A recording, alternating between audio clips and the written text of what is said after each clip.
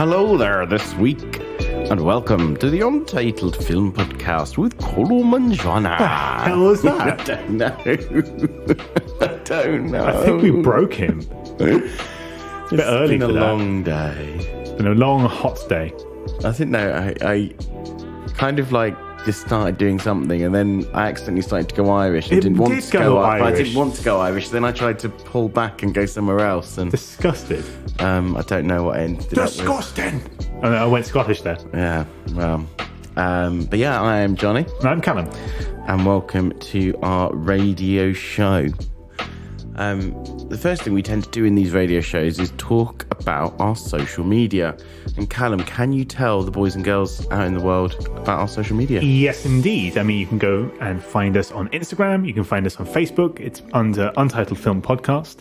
And if you aren't kind of up to this kind of whole newfangled technology 21st century podcasting thing, and Spotify leaves you baffled, you can listen to us on YouTube. Hello, Mum. And yes, under Untitled Film Podcast, one word, we ask questions, we put up stuff, you interact with it, we like it.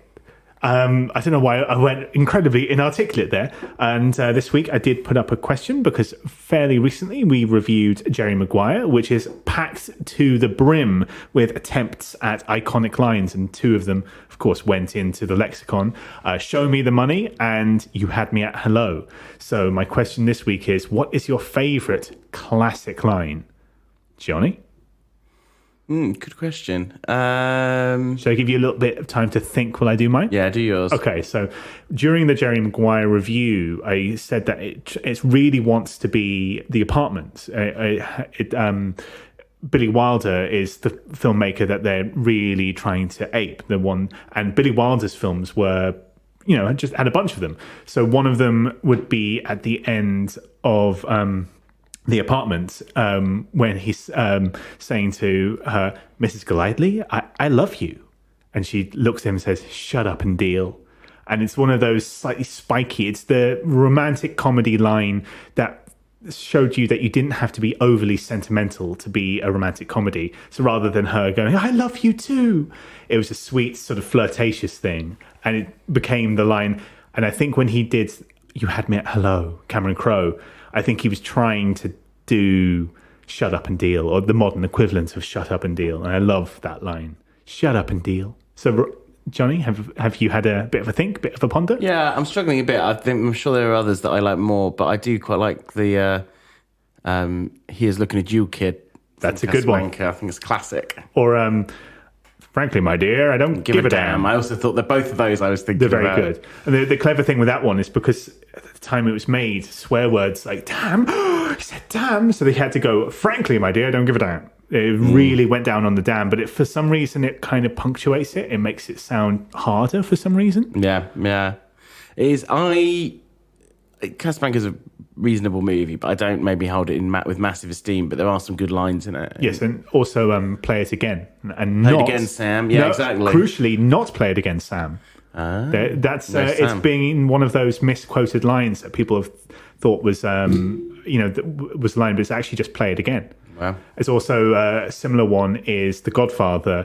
I'm going to offer him a deal he can't refuse. It's never said. I'm going to offer him a deal, it's said. But somehow these things get, mixed up and misremembered. And, that could be an interesting question in the future at some point. Maybe.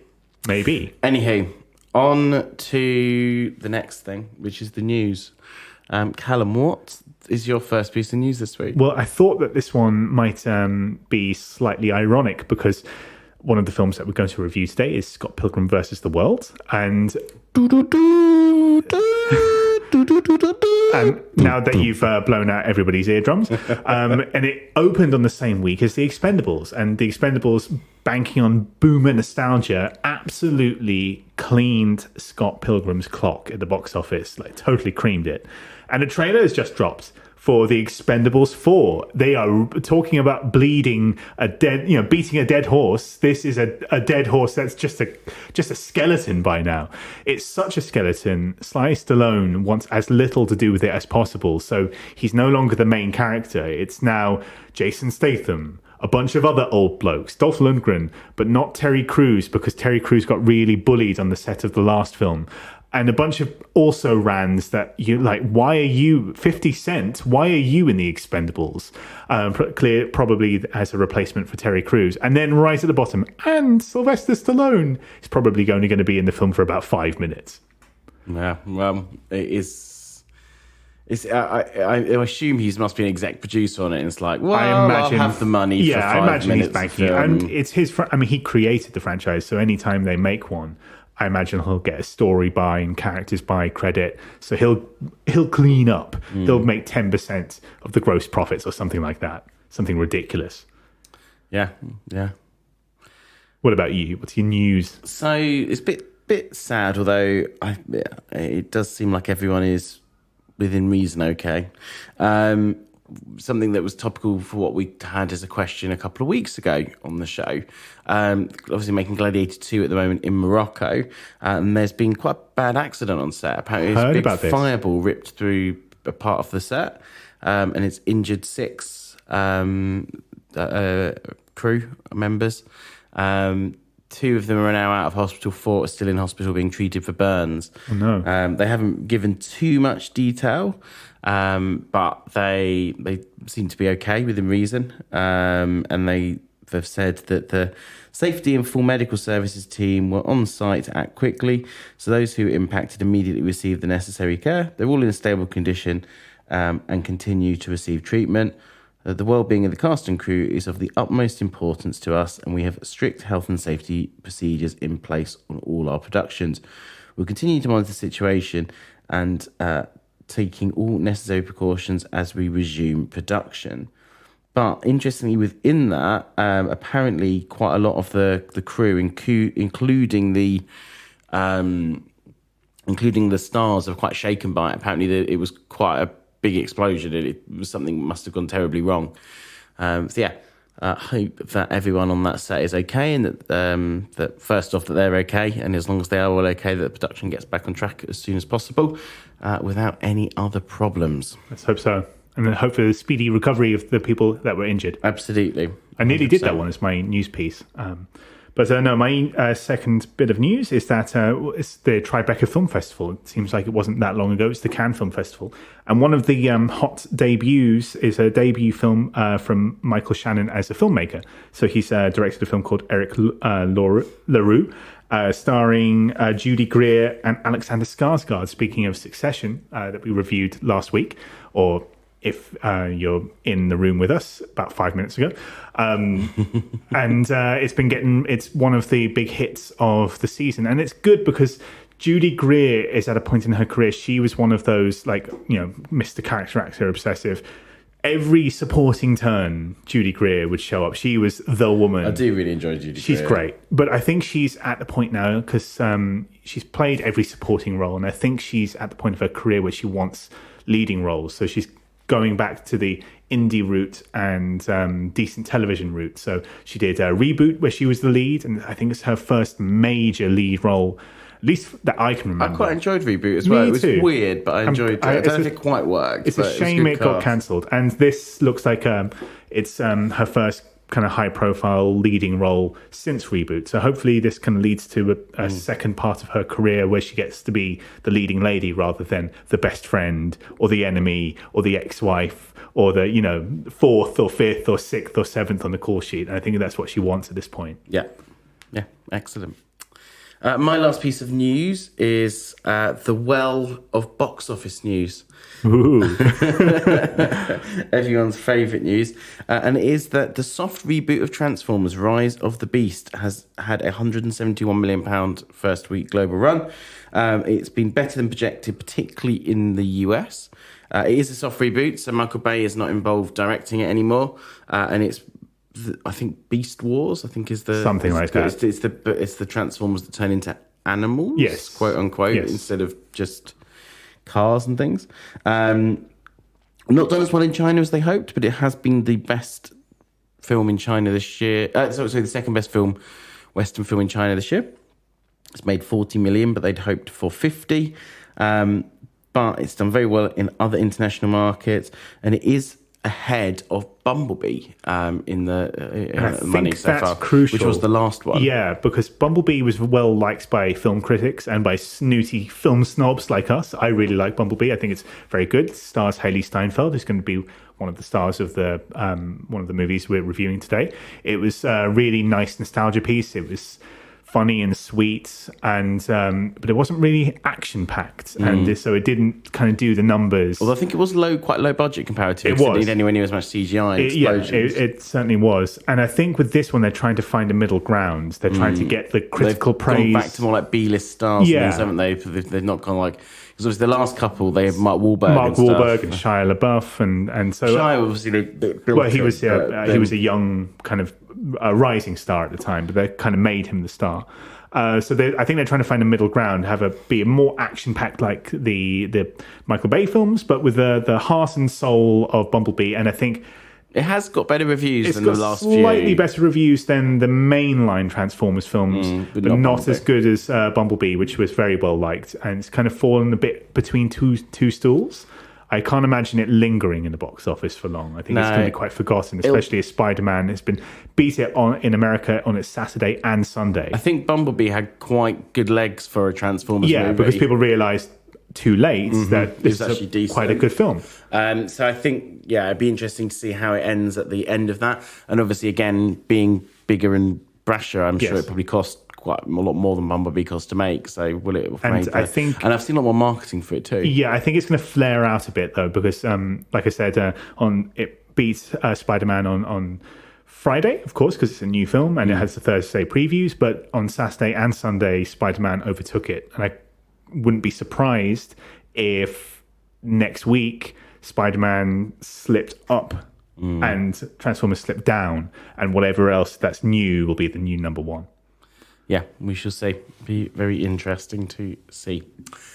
Anyway, that concludes the news. It does indeed. And speaking of Spider-Man, what is our first film we're reviewing Our this week? first film is Spider-Man Across the Spider-Verse. Should I take this one? Go for it. Okay, so Spider-Man Across the Spider-Verse takes place 1 year after the events of Into the Spider-Verse, where Miles Morales and the various spider people that were in the plot, he sent them all home, back through the Collider. He beat Kingpin. The day is saved, and now he's his world's, Brooklyn's only Spider-Man. So this film starts with Gwen Stacy, who was the friend that one of the friends that he made in one of the Spider People, and the one that he has a major crush on. And it's a prologue. It shows her backstory. It shows how she came to be, and it shows the death that made her the spider person that she is, in a way that Uncle Ben and in the previous Spider-Man film, Miles' uncle, who was the villain in one of the villains in the previous film, kind of made him who he is. And that is the kind of inciting incident. And then she gets a report of something happening at a museum, and she realizes that another universe's spider villain, in this case the Vulture, has snuck through, and things are starting to go a bit weird. And it's then when we're introduced to the kind of main protagonist, somewhere in between, a guy called Miguel O'Hara, as kind of a futuristic, I think it's called Spider-Man 2099. And he is the leader of a spider society whose job it is to make sure all these anomalies going on across the various Spider-Verses are fixed and put a stop to. And universes, you mean? Yes, universes. So all the various universes that are going on. Any anomalies that slip through, he's the one, and his crew are the one that stops it. It's then when we're reintroduced to Miles Morales. He's spinning his wheels a bit. He's kind of starting to flake out at school. His parents are getting worried. And it's then when Gwen comes back and says to Miles, look, let's have a bit of fun. But she's got ulterior motives, because a new villain is causing a threat to the various universes, introducing the Spot, the villain played by Jason Schwartzman. And I think I'll leave it there, because what is the Spot?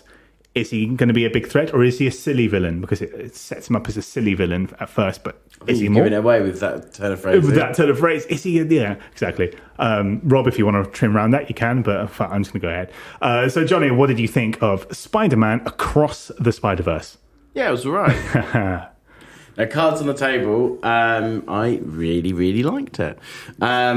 I liked the first one as well, so Into the Spider-Verse, as it was called. But I actually think this really raises the things that did well. They've obviously got a bigger animation budget and they've used it very wisely. They've brought a lot of really interesting artists in. There's some absolutely beautiful scenes. The last one had a really good soundtrack, and this one I think has taken that to another level. The soundtrack is amazing. Metro Booming, did it. And he is a good producer. And then Daniel Pemberton has done the actual score for the film as well, which is excellent and really works for all the scenes. I think it's brought the storyline on another level. I'm being very careful not to divulge anything from the storyline because I think I purposely hadn't seen anything really apart from the trailer. And I think it was before the better for it, although the ending is quite shocking and ballsy. I'm going to put that a little bit out there for those who don't know. I think that's fair. I can't really fault it. Yeah. Like the storyline is pretty damn perfect for what it is. It's basic, but it works really well. And it's the core storyline's basic, but it's the interwoven emotional storylines and character development of actually Gwen and Miles, and also Peter B. Parker's storyline as well, and actually their emotional development. Although a lot of Peter's at this stage has happened off screen. So yeah, that is excellent. Yeah, I can't really, as I say, the soundtrack's perfect, the voice acting's perfect, it's a great storyline, it's incredibly well emotionally done, and most importantly of all, it is fucking beautiful. It is. Visually and story-wise. Yes, pretty perfect, pretty darn perfect. And yeah, it looks amazing. It goes into different animation styles. Mm-hmm. As you were saying now, the story being fairly basic, but it working. I think this is a point I want to bring up because I've heard this complaint from a few people.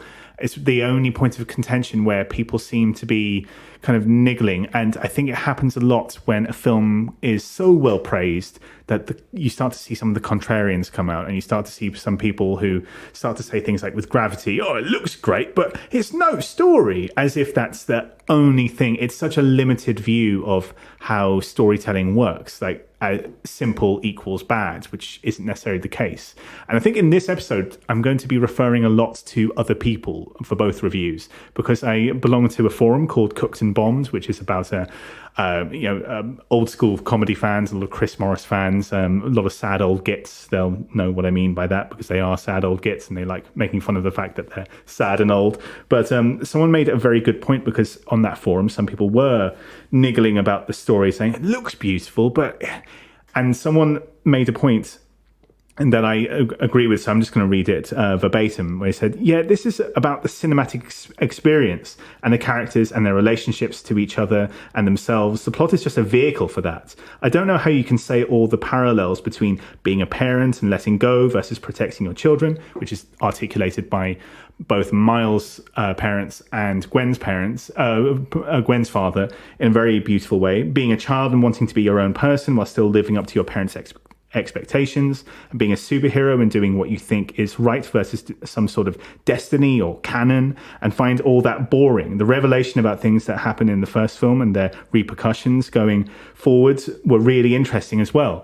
And I think that person from Cooks and Bombs kind of articulated it beautifully. The story for all these films is just a vehicle. And whenever you get someone complaining about Mad Max Fury Road, they drive one way and then they drive back. Like, how can you talk about a story and not talk about theme? How can you talk about a story and not talk about character? And I think, yes, the story is simple, but it's a vessel for complex emotions, for complex themes. It follows a lot of the same beats as the best live-action Spider-Man, 2004 Spider-Man 2, which follows a lot of the same storylines about destiny and responsibility, about being your own person, about, you could easily let all this stuff go and just be happier, which both Miles and Peter in that film could do. They could both just be happy if they just stopped being Spider-Man, but about being your own person and finding your own path. It's very intelligently told. It's very complex, and complex in a way that a lot of these movies don't do. It's very complex in a way that it feels very human, a very human film. And I think that's the thing that I liked. I also like that it's a sequel that doesn't do the things where a lot of sequels just have the greatest hits. So, for example, this isn't a particular spoiler because even in the trailer, he's not shown off very much.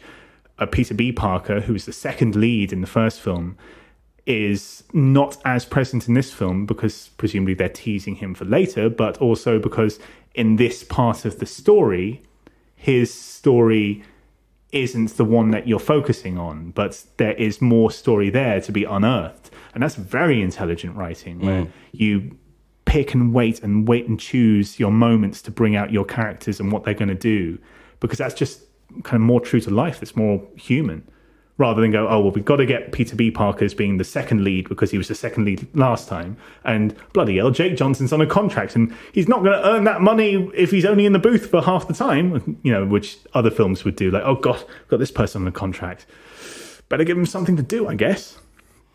Yeah, no, I agree. I think it really runs. I think it's brave. I think it's a film that, I think the first one obviously did a lot for superhero movies when everything else was becoming quite cookie cutter. It zagged and went in a different way, and it is out there in the sense that there is a whole other Spider-Man that makes a lot of money for a lot of people going on, and they went and did something very different, and it was very successful. And I think it's really emboldened them to do that, to be able to take the difficult choices, to do the more difficult things. I don't think it's a secret. It's for most people, it's going to be part of a trilogy. And the first one, I think, was designed that it could be a standalone film. If it wasn't successful, it would still work. Whereas this is now building on the first one and obviously going towards something else. And I think it is doing that very well. Again, I don't want to give the ending away too much. But I think that's anyone who's seen any news about film and has probably listened to a film podcast probably realises it's going to be part of the trilogy. We can say that it's ballsy, though, the end. Yeah, absolutely. And for some people, that has also been a point of contention, along with the simple story line. I think those people, though, are idiots. We can run them out on a rail. Back in my day, we tied people like that to a railroad track and leave them. Yeah, I kind of think that... I think when you think about the bigger picture, I think what they did is genius. Yes, no, I really absolutely agree. I get it. And again, this is really like dancing around, not giving the ending away. I think I get why you could, because it did go through my head at one point, like, oh, okay. But it makes so much sense, and it lets them tell the story they want to tell. I think a lot of people are, even if they're smart people, they don't actually know how cinema works, how storytelling works. So they view cinema as being transactional. I paid my ticket, I paid my however much, and for popcorn, and for this, and for that. Now you deliver me exactly what I want, or I'm gonna review bomb you, mister. But that's people that don't understand art. Sometimes people pay a lot of money for art and don't really like it or get it or whatever. Yes. And that's part of the game. That gravity. It's about, she's in space and then that happens. That Mad Max, they drive one way and they come back. That's beyond me.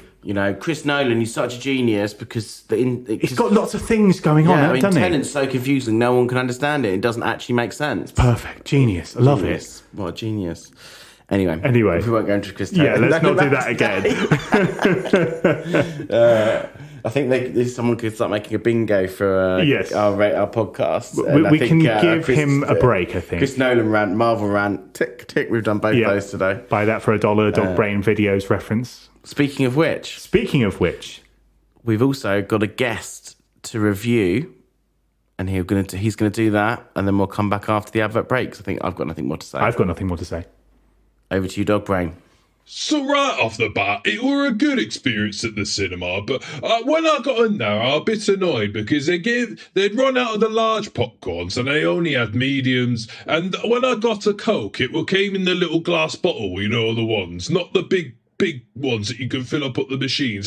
It were a little glass bottle, were a bit rubbish. I like it when you can go up to those machines and there's like orange Coke on it, lime Coke, lemon, whatever you want, even raspberry Coke, which is a mad one. Anyway, they didn't have that. They just had like little ones, so that were a bit disappointing. I like to film the boots at the cinema. I maybe get a bit of pick and mix and like have the salt and sweet popcorn mixed together with the big giant combos and maybe a novelty Coke. Anyway, the man sitting next to me smelt of cheese, and it were a bit cold. The aircon was like it all right above me, and I'd only had a little t-shirt on, so I could feel the ears on my arm moving throughout the whole film. And it's quite a long film. Anyway, yeah, I forgot about the film. So it was a good one.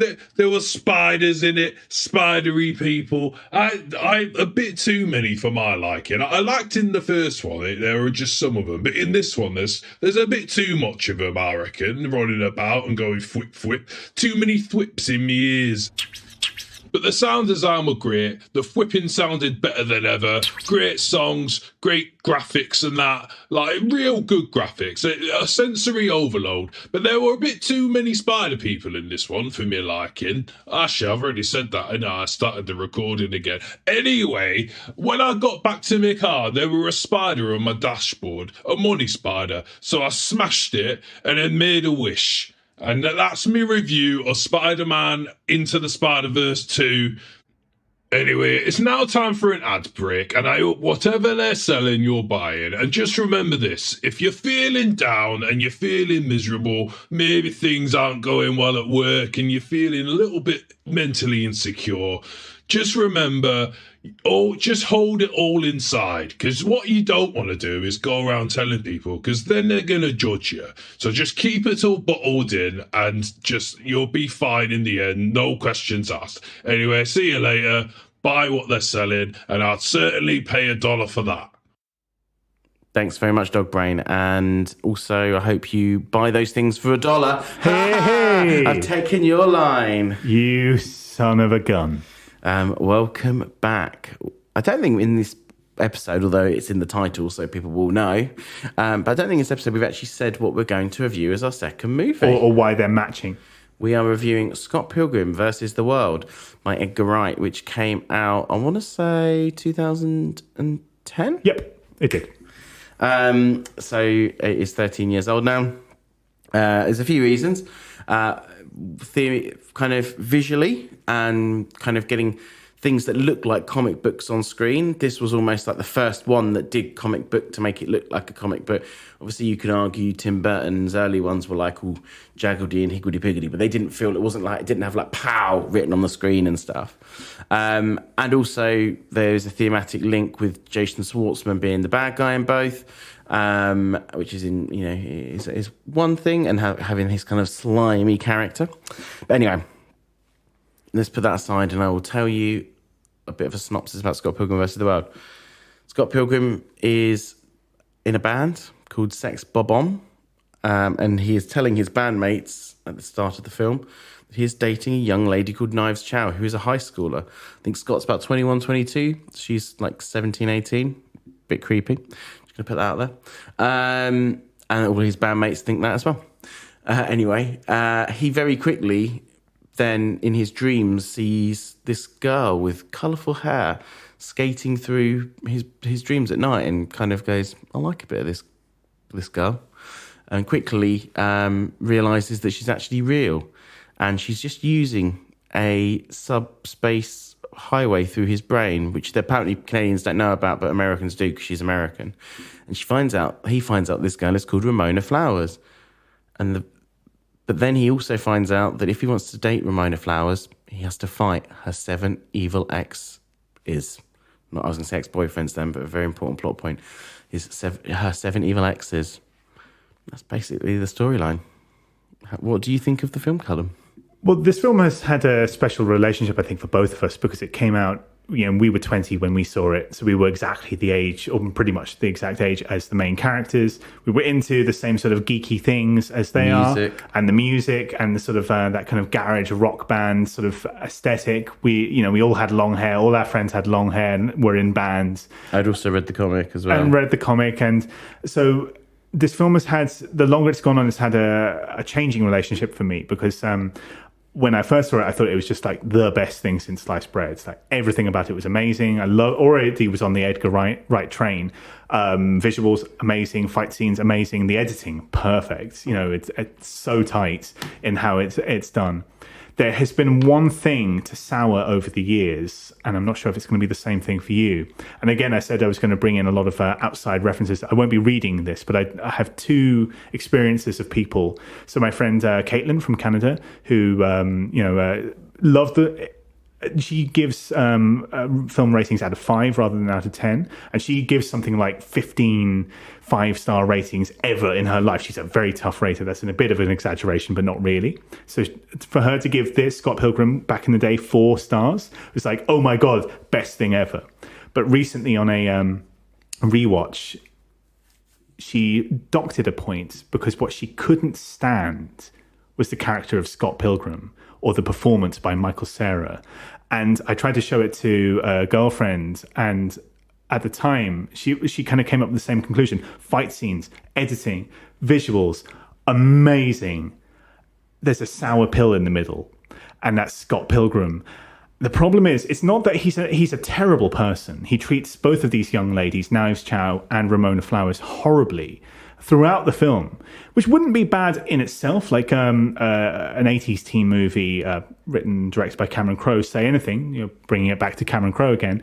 That also is about a guy who treats the women in his life horribly, including the central relationship of the film. But that film makes a point of putting him through a journey where he learns and redeems himself and learns and redeems himself and learns and learns and learns. And by the end of the film, he's a respectable person. This film, it attempts it, but only far too late. Far too late is Scott Pilgrim's story redeemed. Like, he learns a lesson like 20 minutes from the end, and that really the lesson that he learns is, I shouldn't have cheated on both of you at the same time, but what about treating them both like shit, Scott? No, I'm not going to talk about that. Which would be, and again, that would be slightly offsetted if it was a different actor playing him, because Michael Cera, he commits to the fight scenes, to the music. He's clearly playing bass for real in the band scenes, but he's too cutesy. And it actually, if anything, it accentuates the nastiness rather than dampens it or kind of puts it in context. And, like I said, if this film came out in the late 80s, you'd have John Cusack or a young Robert Downey Jr. playing the role, who were people who could do sympathetic but also really nasty teenagers. Jason Schwartzman plays the villain in this film. If this film was made in the late 90s, Jason Schwartzman would have been a perfect Scott Pilgrim, because he can do both dweeby and pathetic but also really nasty. Michael Cera is far too sweet in the way he plays it, and it should have been someone like Jesse Eisenberg or whoever, a nastier, maybe Anton Yelchin would have been a good one from the Star Trek movies before he died. Nasty and sweet, that balance. Kieran Culkin could have been good as Scott. He could have absolutely. He's good enough. He's very good. And the whole rest of the cast are incredible. They're like future character actors. Kieran Culkin, 2 Emmy nominations. You've got 2 MCU stars in there. You've got an Oscar winner. And even those who haven't won Oscars and stuff and Emmys and what have you are still an excellent ensemble of character actors to be. Like, they're not yet, but they will be after this film. Mark Webber, Alison Pill, Mae Whitman, fantastic ensemble. It's just a black hole in the middle of the Scott Pilgrim character being so nasty, and the film not doing anything to kind of punish him for it or to make him learn from it, which I understand. I haven't read the comics, actually. I understand that the comics do a lot better job of over the 6 comics, and I know that they have to compress it into a 2-hour movie, which is the problem. So yeah, actually that is... And I've had this problem with it since day one, so I have read the comics. I've read the comics 2 or 3 times and really enjoy them. And it's kind of a twofold problem, and you've hit the nail on the head there. the casting of Michael Cera is wrong. And fair play to the boy. He does an amazing job with the action stuff, and he really goes commits in on himself, it. right? But the problem is, so Scott Pilgrim's, as a character in the start of the comics, is incredibly narcissistic, lazy, young boy. And by the end of it, he's become a young man, I would say, and it follows, and it's spread over quite a long period of time. I think it's over like 6 months or a year. So there's more space for development. You get more of the backstory, so you get more about why he's a bit like he is and why he's, a bit more layers to that. You get, and I just think, like you say, Michael Cera, where he's quite cutesy, he does something like not very nice and horrible that you're meant to go, that's not very nice and very horrible. But it's like, oh, it's Michael Cera though. You can't be mad at him. And it kind of like it really is. He's a bit wet. It's the same as the same issue I always have with the recent Great Gatsby, in that Nick Carraway is so horribly cast that it ruins the whole movie. That if you're that kind of central moral linchpin. So I think that's the issue with it. I think, he is, and he's not great in the comics, certainly early in them, and he's not great to Ramona, and obviously having two relationships running at once, and one of them being quite a few years younger than him and stuff is all very questionable, but he does get better at that, and it is shown that there are reasons he's off in his head and stuff. And I think the problem is, and the other thing is, there's more development with the other characters. So Knives gets quite a nice ending in the comics, and Ramona isn't perfect in the comics, and sometimes she's the antagonist and she's the problem, and I don't think that's shown. I think that's the problem, is because they've had to condense it to an hour and a half, it would have been better as like a 6 hour long mini series, each hour being one of the comics or something. And they've cut so much of the kind of the other characters' development, the development of Scott, that actually a lot of the other characters come off as very one note as well, whereas like Wallace is a lot more developed and is a lot more involved and doesn't just, it seems like everyone in this kind of hates Scott. And I think what comes across in the comics is everyone's fed up with Scott's shit, but they like him, they know he's a good guy at his core, and I don't think that comes across properly in the movie, and that is the biggest problem. Having said that, I just fucking love everything else about the movie so much. I love the soundtrack. I love the fight scenes. Like if the fight scenes in the MCU were a tenth as good as that, it would be a much better. They hired Jackie Chan's stunt guy, so they're orchestrated by the same guy. So that's level of commitment. The visuals, the sets, the way the sets are all done. Everyone else is they've picked the writing for the characters is a bit one note, but they've picked the perfect actors for everyone else. Literally, Mary Elizabeth Winstead, perfect. All of the exes, perfect. And again, she say there's an Oscar winner and two future MCU people. stars. Yeah, one of whom is the Oscar winner. Yeah, Brie Larson. Yeah. Well, I'm thinking 3 Marvel stars, because you've also got DC, sorry, because you've also got Superman. Oh yes, of course. Yes, yes. As well as quite a host of other people like that were up and coming, like Aubrey Plaza and what's her name? Cups. Oh, Anna Kendrick. Anna Kendrick. And things. So you've such a like a set of future stars there. Yeah, that ensemble is one of the best assembled in a long time. And the thing is, if it was a different character, Michael Cera would have probably been right for it. And they needed to do one of two things. They needed to write the character of Scott as being slightly less of a slime ball, unless they were going to commit and put a slimy actor in there, or they needed to have a different actor, and they could have gone either way with it. Because Michael Cera, in every other way, is very good for that film. Yes, he's fully committed. He's just wrong for the lines that come out of his mouth. He's just the wrong person, which is ironic, because actually he can do slimy a little bit. Because especially like when he's playing himself, like the real him, he's done like an ironic version of himself in like The End where he's nasty, and actually he's become a lot more interesting since Scott Pilgrim. He's done a lot more indie cinema and stuff. I think they've just tried to make Scott be too sympathetic when he's not doing sympathetic things, and I'm sure that's it's cut for time is the issue. And they don't do anything to sort of if they try to do something to redeem that later on, but his arc is oh no, I shouldn't have dated two women at the same time. And that's it. Like nothing about how horribly he treated his bandmates, nothing about how horribly he treated the two women outside of the cheating. Yeah. But the other thing on top of that is like there's the whole bit at the end where he's like, you've earned the power of self-respect and stuff. And I think that is, again, it comes across in the comic, is part of his problem is he doesn't have any self-respect. So he doesn't, if you don't have any self-respect, a lot of people who don't have self-respect don't have respect for other people as well. You just don't have, and I think that's trying to shoehorn stuff from the book in, but without having, it's the payoff without having the build up. And, and absolutely. There's no point in having the payoff if you don't have the build up. And there's a few, it's the same thing with the Evil X's, because each book is effectively an Evil X. So they actually are more fleshed out. So you kind of understand them and their world more. And the stuff with Gideon is, you hate Gideon more because he doesn't just turn up in the last act and is a bit of a slime ball. Like he's there the whole way through, slowly increasing more and more into the story. So, yeah, and brings me to a point that they're actually doing an animated series now for Netflix, and that could be much better.